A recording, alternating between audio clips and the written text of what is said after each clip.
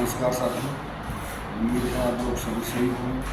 आपको एक वीडियो दे रहे हैं कैसे पाखंडियों ने इस देश को जकड़ रखा है। जकड़ने का कारण है हम लोगों का अंधविश्वास।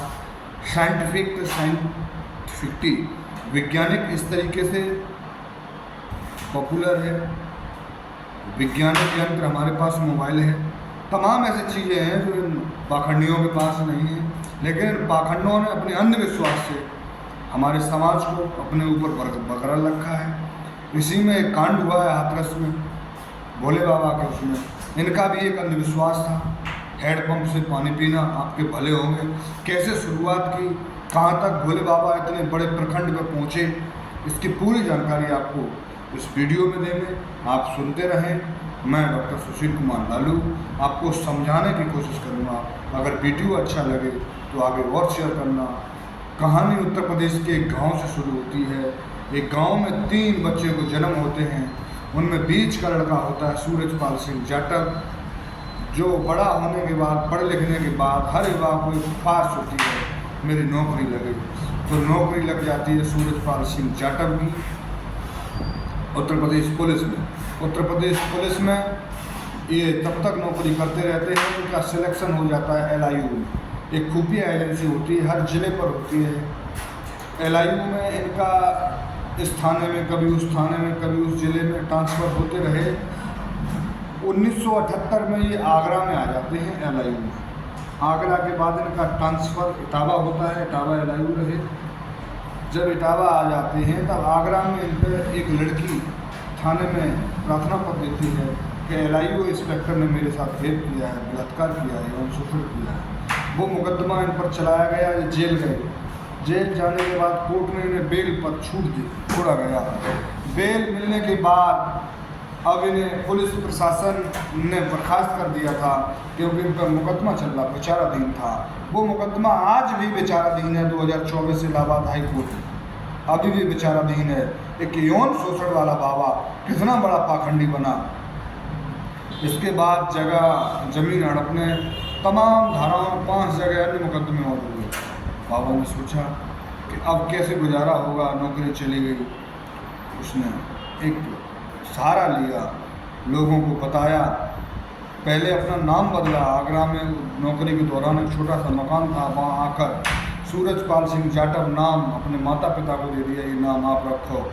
उसने अपना नया नाम रखा नारायण साखार हरि। नारायण साखार हरि नाम रखा। अब जब नाम रख लिया, देश में अनेकों बाबा थे, अनेकों की धाराएँ, विचारधाराएँ अलग थीं।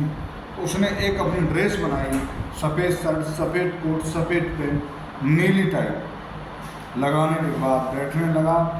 अब वक्त कैसे आए तो उसने लोगों से चर्चा की कि मैंने भगवान से मुलाकात हुई मेरी, भगवान ने मुझे बताया जाइए आप लोगों की सेवा करिए।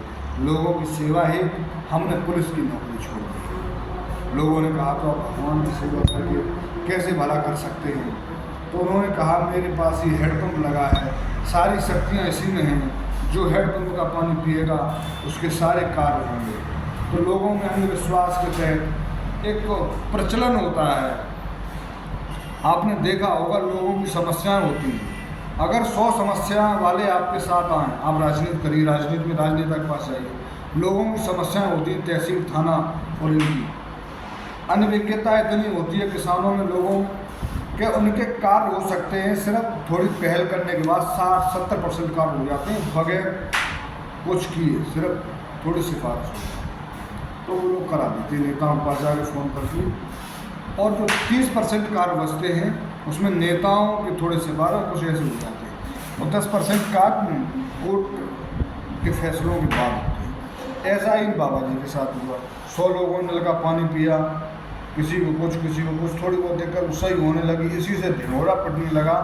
बाबा आगरा ही नहीं, पूरे उत्तर प्रदेश के बाद उत्तराखंड है, राजस्थान, तमाम नज़दीकी प्रांत, ऐसे ऐसे पूरे देश में बाबा साखार विश्व ही पहुँच गया। पहुँचने के बाद जब आगरा में भीड़ होने लगी तो अपने गांव आया। अपने गांव में एक आश्रम बनाया।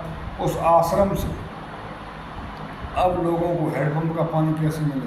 तो उसने कह दिया मैं निकलूँगा, मेरे चरणों की धूल जो माथे से लगाएगा उसके सारे कार्य पूर्ण होंगे। और जो भी घटनाएं होती थी वो बाबा को पहले से प्रतीत हो जाती। तो सोचने वाली बात यह है, करोड़ों की संख्या में उसके श्रद्धालु भक्त हो गए, लेकिन मैं बाबा से पूछना चाहता हूँ, कोई भी अनहोनी आशंका आपको पता चल जाती थी तो हाथरस में आपका सत्संग हो रहा था, आपको क्यों पता नहीं चली? ये सारे प्रोपकंडा हैं, ये सिर्फ ढोंग हैं, ढोंग फैलाकर ऐसे कार्य कर रहे हैं। ऐसे बाबाओं से सावधान, सरकारें ध्यान दें और लोगों को भी ध्यान देना चाहिए। सिर्फ और सिर्फ कर्म प्रधान विश्व रच राखा, जो जैसा करे वैसा पूछा। आप कर्म करेंगे आगे रहेंगे, आस्था में कुछ नहीं है, आस्था करिए, लेकिन अंधविश्वास में मत पड़िए।